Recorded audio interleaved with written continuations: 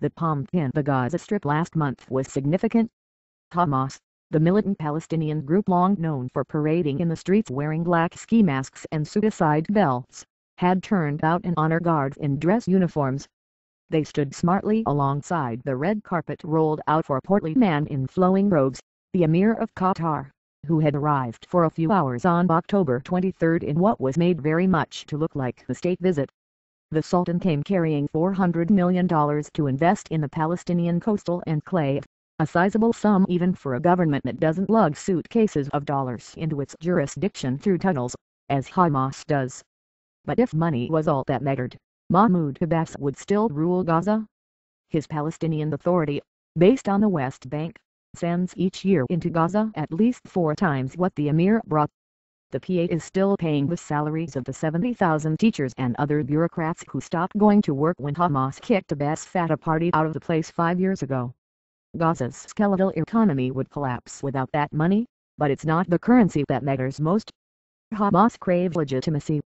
A few months ago, Hamas Foreign Ministry announced it was going to begin training diplomats. This was an act either poignantly hopeful or nakedly deluded, because no one has diplomatic relations with Hamas. "We met with the Swiss," an official once told me over lunch. "Europe is talking to us." He had a limo waiting outside. But until Sheikh Hamad bin Khalifa Al Thani showed up, the wish remained unfulfilled. The visit of the Emir announces officially the breaching of the political and economical siege imposed on Gaza for more than 5 years, Ismail Haniyeh said in receiving the honored guest. Haniyeh holds the title of Prime Minister in Gaza. On the West Bank, the same title is held by Salam Fayyad. They could scarcely be more different. Haniyeh lives in a refugee camp, and delivers sermons at Friday prayers. He has a politician's touch, but a tin ear. When Osama bin Laden was killed, he lamented the fall of a Muslim and an Arabic warrior. Fayyad got a PhD from the University of Texas and worked at the International Monetary Fund, the pedigree that keeps money flowing from Europe and Washington, and keeps him in his job despite protests across the West Bank.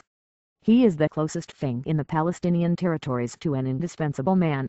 When Hamas negotiated the release of 400 Palestinian prisoners last year in exchange for a single Israeli soldier, Gilad Shalit, the prisoners released to Gaza were put up in the luxury hotel on the beach, at the invitation of Hamas.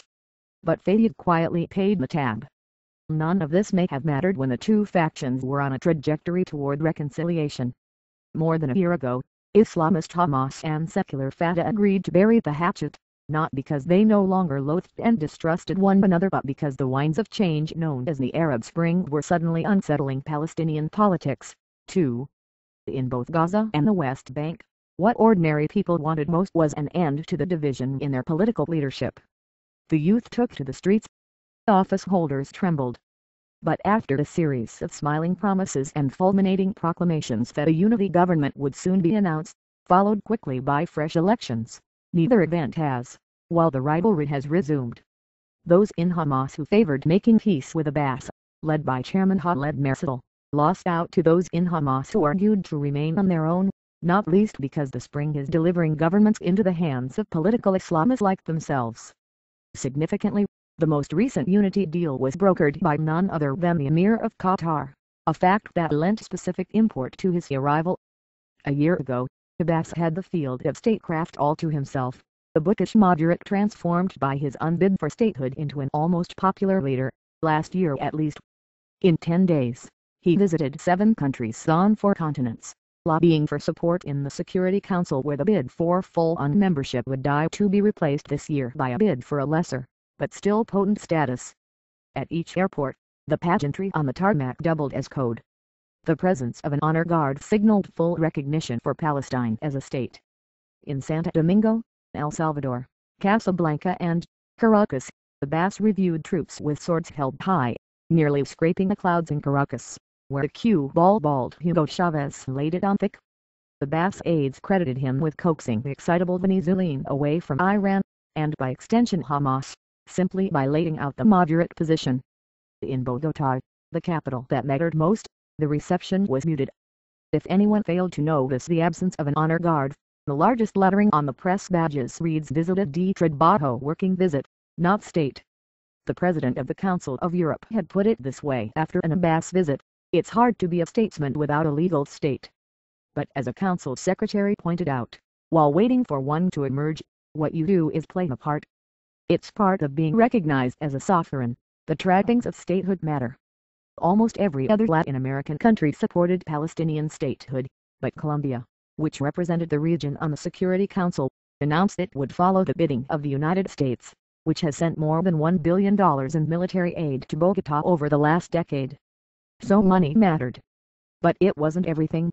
A few days later, UNESCO voted to seat Palestine as a member state. "It's the first time we're taking the initiative," said Hail Fatoum, the PLO ambassador to Paris. "You find that you are capable of imposing your identity in the international arena. Now, so is Hamas." Read more. http://world.time.com/2012/11/0 The circumstance of Hamas makes a stately move #9ZZ to DJ09PD3Y